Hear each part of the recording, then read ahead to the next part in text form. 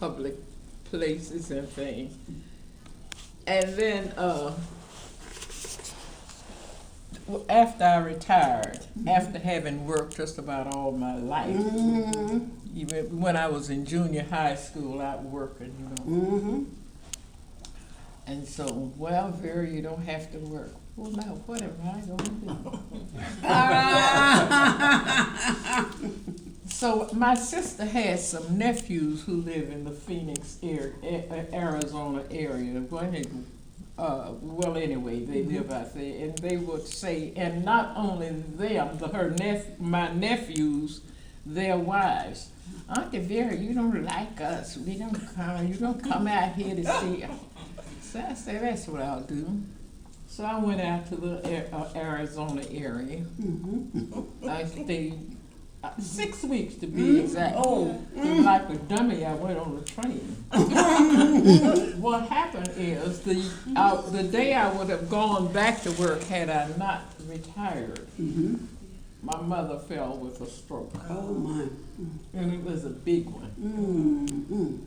She could not even swallow. Oh my God.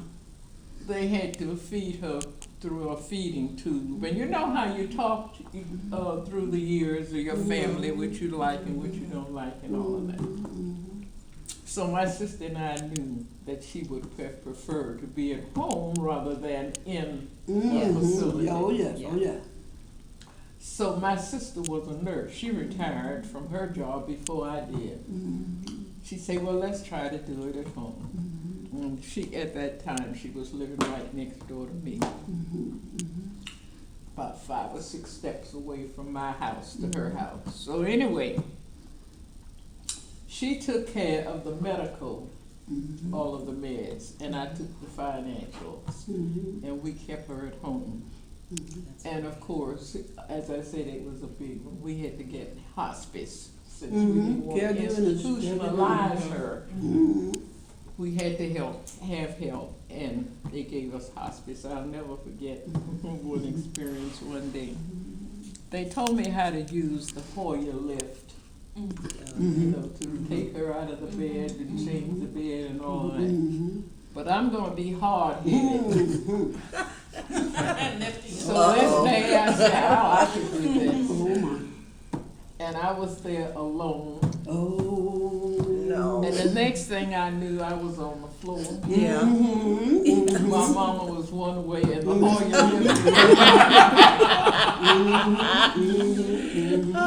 But anyway, that was one of my experiences. But anyway, we got through it. And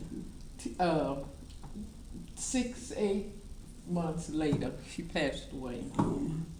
So here I am again. What the devil am I gonna do?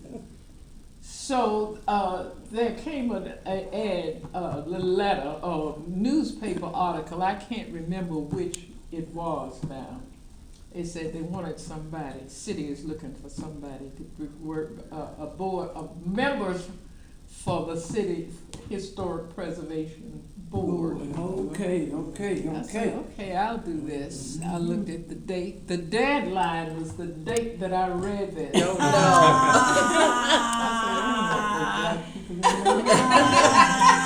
But I'm a Senate. And I did. A couple of days later, the city manager's office called me. Congratulations. You've been selected. That's beautiful. That's right. They know. You talk about the rabbit and the bright hat. No.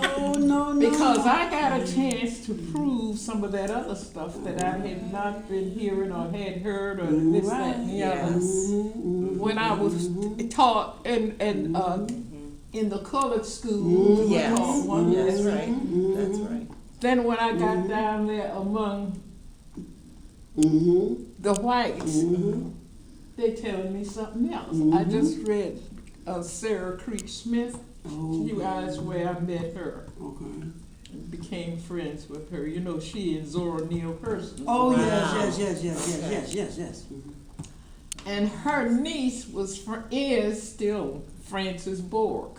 Oh. Frances Bork is the woman who founded Old School Square. Oh, yeah. in Oh, Delray. okay. And we became friends. Oh, I thought the door was locked. And we became friends. Okay, okay. But okay. anyway, being on that board allowed me enough time Yes, to it does. listen Oh, yes. and look around. Yes.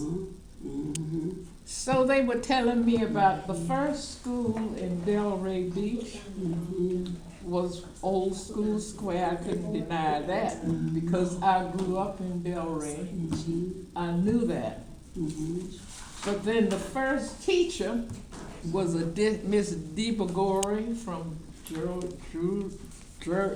Italy or whatever. I said, no, but they told me B.F. James. They taught us in the colored school, B.F. James, a minister from the Miami area. There's a section of Miami called Lemon City. Lemon City. Oh. Lemon City is still in existence down there. It's Palm Beach Gardens. Oh, okay. And so anyway, I mean, Miami Miami Gardens. Gardens. and now Okay. something is wrong with this. One day, the historic person who was in charge of historic preservation said, Vera, you know, I just left the archives room. That's where they have all the city archives stored. And Dottie, her name was Dorothy Patterson. It still is. She's still a friend of mine. She's over there like a one-arm paper hanger, and she's trying to put up some exhibits, and she can't do this. She needs some help. I said, yeah, I'll go over there. By that time, I had settled into my routine. I was watching soap operas, One Life to Live, I Dare You to Live, and all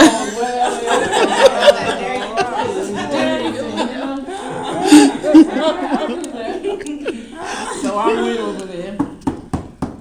I'm very frank. I'm looking for Daddy Patterson. This woman said, yes, yes. She was up on a ladder. She looked down. She said, I'm Daddy Patterson. Oh, my. I said, Pat Casey told me I might be able to give you a hand over here in putting her. She said, yeah, I sure do need some help. Would you hold this for me? It was a hammer. Oh, no. I said, sure. And I started working with her for that day. That I can't remember dates now, but I started working with her. I helped her put up that exhibit, and when she got through with that, then she came down off her ladder and we talked. And she told me what that was all about, and they stored this here, and they stored that. I said, yeah, I have some time. I help you volunteer, but I can come only 2 days, Tuesdays and Thursdays. I remember those 2 days. And I remember the time. I had to be out of there by 2 o'clock, because that was when Days of our lives. what's Victor Newman's name? What's his Victor? Young and the Restless. Really important. Yeah, So anyway, I started working those 2 days with her. But I'll never forget. I'll always remember one day. I was an aide. I worked myself up to becoming familiar with the files and the lay of the land, so to speak. And one day somebody came in, a researcher. My grandmother attended this school, and this was the classroom she was in, and her seat was there, and this and that and the other. And she said, the principal, I knew his name, having been there and having to, because one of the jobs for the aide was